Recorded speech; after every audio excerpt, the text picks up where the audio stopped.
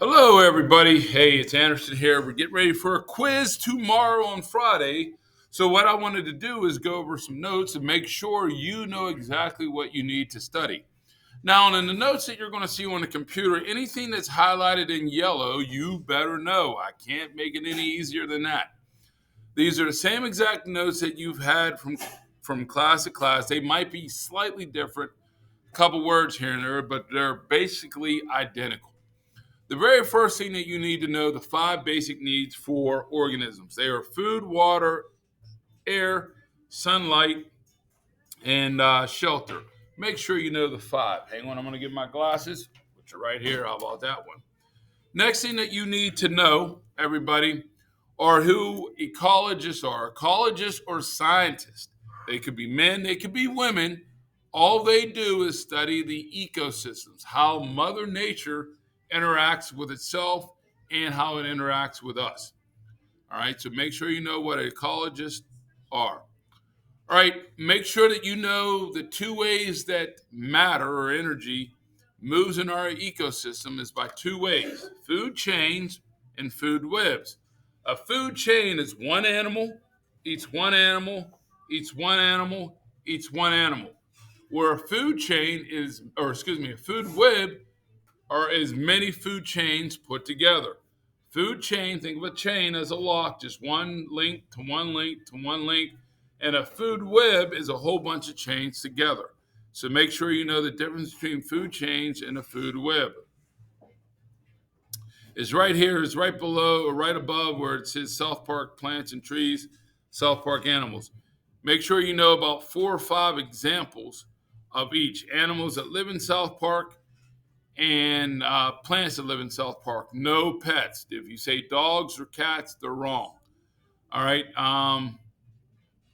For animals, you can have raccoons, woodpeckers, cardinals, blue jays, robins, hawks, black bears, which occasionally come through South Park, chipmunks, squirrels, deer, mourning dove, turkey, rabbits, possums, owls, grasshoppers.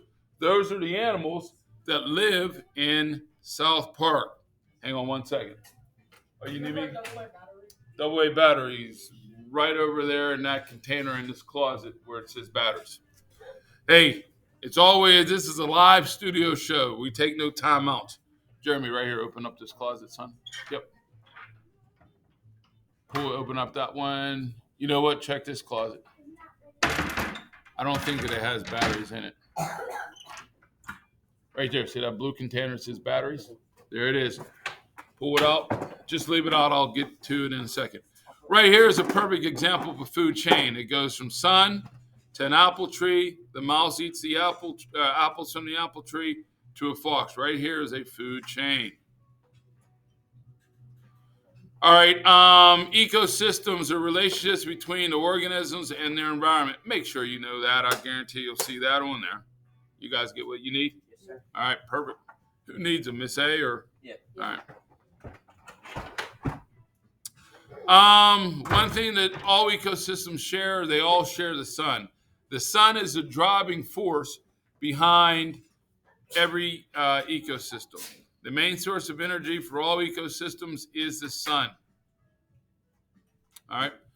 Something that you need to know. What is photosynthesis? No, spelling will not count tomorrow, so don't even ask. Photosynthesis is the process in which plants make um, sugar and oxygen. Consumers are any animal that needs to eat. All animals are consumers. Animals cannot make their own energy. They need to consume, and that's why they're called consumers. They all have to get energy. Now, there's 4 types of consumers. Now, earlier on, we said there were only 3, but then we add decomposers at the end. The 4 types are herbivores, carnivores, omnivores, and decomposers.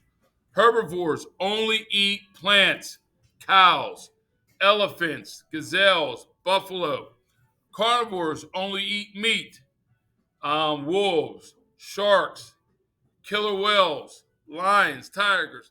Anderson, me, at a barbecue over the summertime. I'm not there for the salad. You think I want some stinking salad? I'm not there for the peppers. I'm there for the ribs. I'm there for the burgers.